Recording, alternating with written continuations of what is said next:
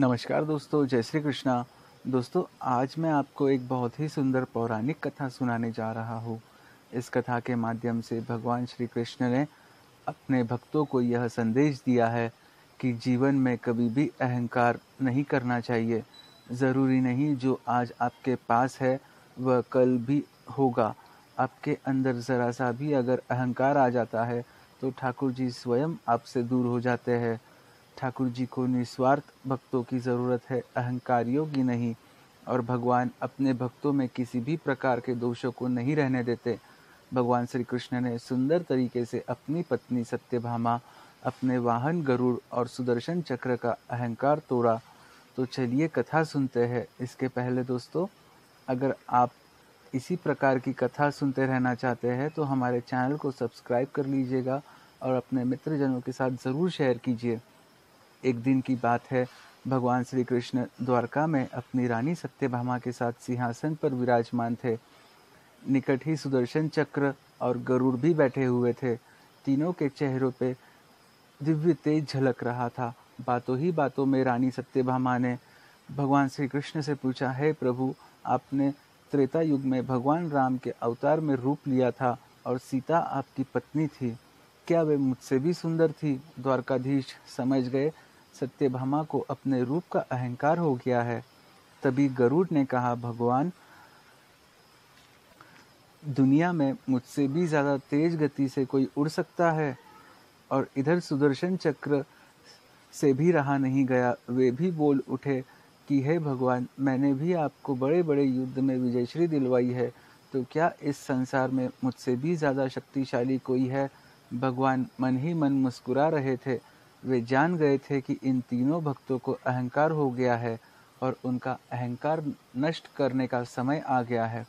ऐसा सोचकर उन्होंने गरुड़ से कहा, हे गरुड़, तुम हनुमान जी के पास जाओ और कहना भगवान राम माता सीता के साथ द्वारका में उनकी प्रतीक्षा कर रहे हैं। गरुड़ भगवान की आज्ञा लेकर हनुमान जी को लेने चले गए। उधर भगवान श्री कृष्ण ने सत्यभामा जी से कहा, हे देवी, आप सीता का रूप लेकर तैयार हो जाए। और स्वयं द्वारकाधीश ने राम का रूप धारण कर लिया। मधुसूदन ने सुदर्शन चक्र को आज्ञा देते हुए कहा कि तुम महल के प्रवेश द्वार में पहरा दो और ध्यान रहे कि मेरी आज्ञा के बिना कोई महल में प्रवेश न कर सके। भगवान की आज्ञा पाकर सुदर्शन चक्र महल के मुख्य द्वार पर तैनात हो गए। गरुड़ जी ने हनुमान जी के पास पहुंचकर कहा, हे वानर श्रेष्ठ, भगवान राम माता सीता के साथ द्वारका में आपसे मिलने की प्रतीक्षा कर रहे हैं। आप मेरे साथ चलिए, मैं आपको अपने पीठ पर बिठाकर शीघ्र ही वहां पहुंचा दूंगा। हनुमान जी विनय पूर्वक गरुड़ से कहने लगे, आप चलिए, मैं आता हूँ। गरुड़ ने सोचा, पता नहीं यह बूढ़ा वानर कब तक पहुंचेगा।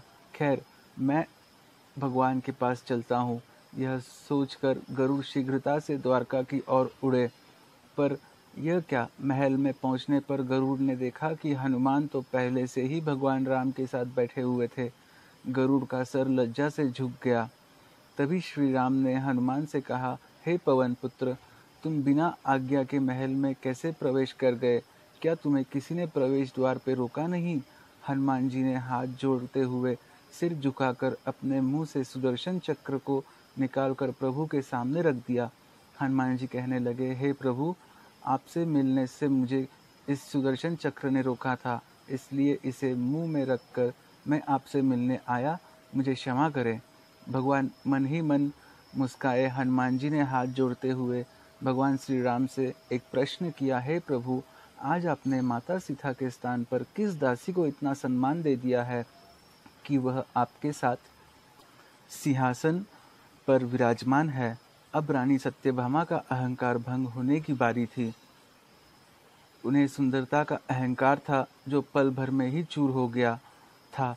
रानी सत्यभामा, सुदर्शन चक्र और वाहन गरुड़ जी तीनों का गर्व चूर चूर हो गया था। वह भगवान की लीला समझ गए। तीनों की आंखों से आंसू बहने लगे और वह भगवान के चरणों में झुक गए। अद्भुत लीला है प्रभु की। अपने भक्तों के अहंकार को भक्तों द्वारा ही चूर किया, क्योंकि अहंकार एक ऐसी दुर्गुण है जो व्यक्ति को निकृष्ट और पापी बना देता है। इसलिए दोस्तों, कभी भी